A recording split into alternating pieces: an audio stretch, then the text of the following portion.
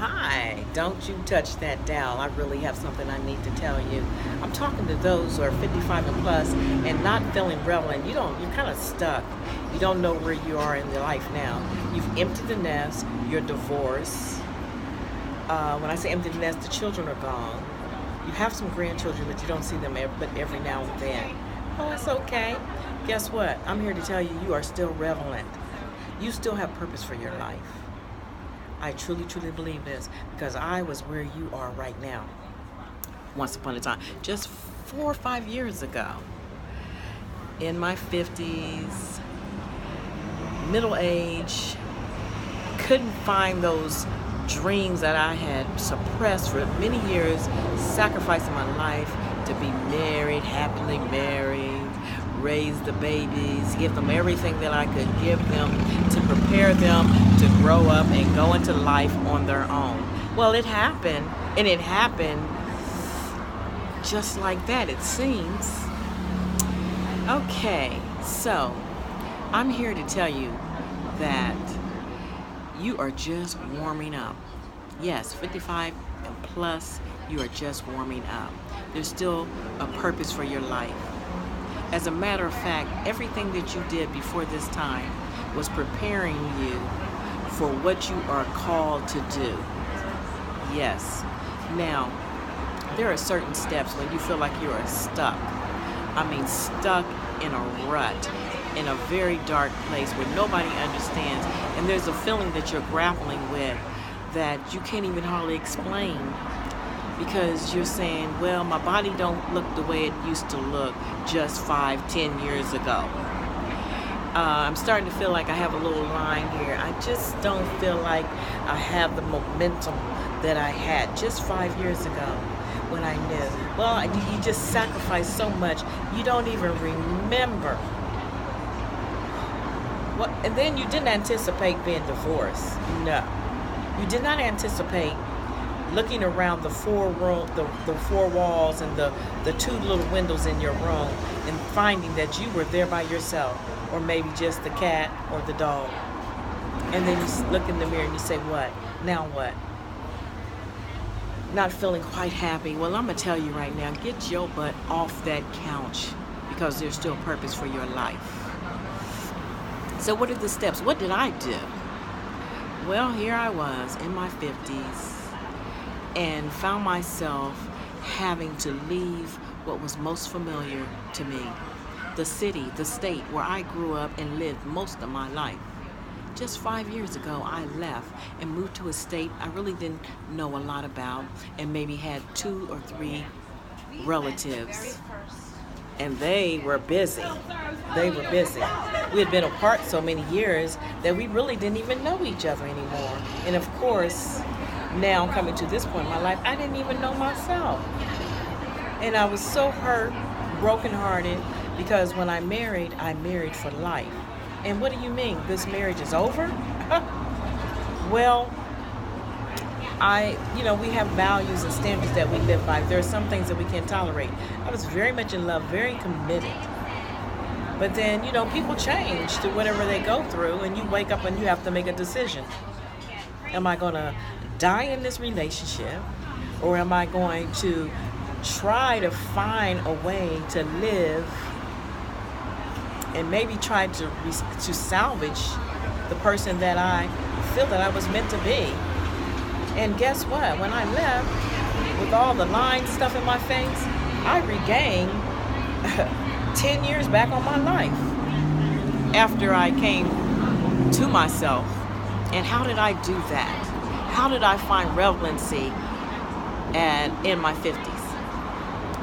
Well, the first thing that I had to do was to restore my relationship with the one who created me. And I'm telling you, when you're in pain like that, you don't feel like talking to no one, especially someone you can't see. And then there's the guilt of abandoning your belief system. Not feeling like you have a right. But when you're in that place, and it's a very dark place, it can be a very dark place.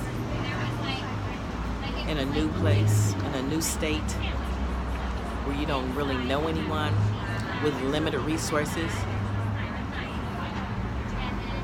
you have to decide, do I still want to live? Do I want to live? Decide. And yes, you have a right to assert yourself for your own happiness. You deserve that happiness. And you have to decide, how do I get this back? It starts with the relationship with the one who created you. Restore that. That's the first thing. And how do you do that? You have to get by yourself, and you have to sit there, and you have to think, and you pray. You pray, you reflect, you pray, you meditate, you get quiet, you observe. What do you observe? You observe the things that are around you, the sounds. What is going on? You observe your own mood. You become aware of yourself. And through that process, you have to forgive. You have to acknowledge. You have to accept. And you have to forgive. What are you acknowledging? You acknowledge that you are where you are right now.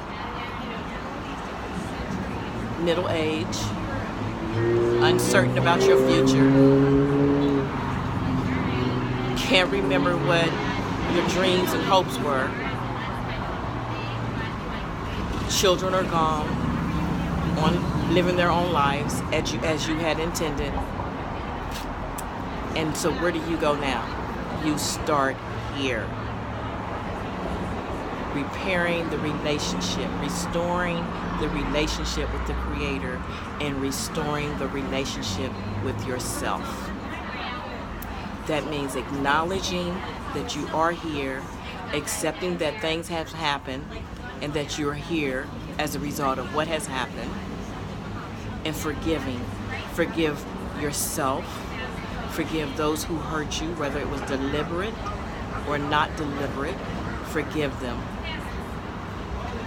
Because you cannot move forward into your future dragging the past or carrying the weight of the past.